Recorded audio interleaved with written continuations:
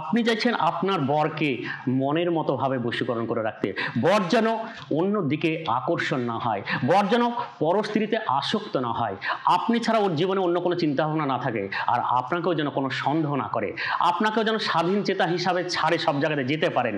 এইরকম যদি বরকে বশীকরণ করে রাখতে চান, তাহলে কি করবেন? শুনতে খারাপ লাগলে টোটকাটি খুব কার্যকারী টোটকা। কি করবেন?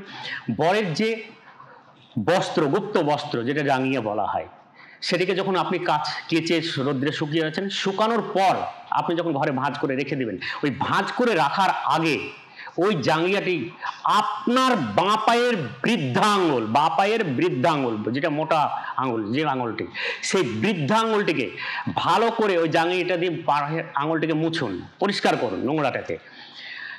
যখন নোংরা মুছবেন তখন স্বামীর নাম স্মরণ করবেন আর কল্পনা করবেন স্বামী যেন আমার হাতের মুঠোয় এমনই থাকুক যাতে আমি যেটা বলবো সেটাই শোনে। এইরকম একটি টোটকা করে দেখুন, ফলাফল কাকে বলে।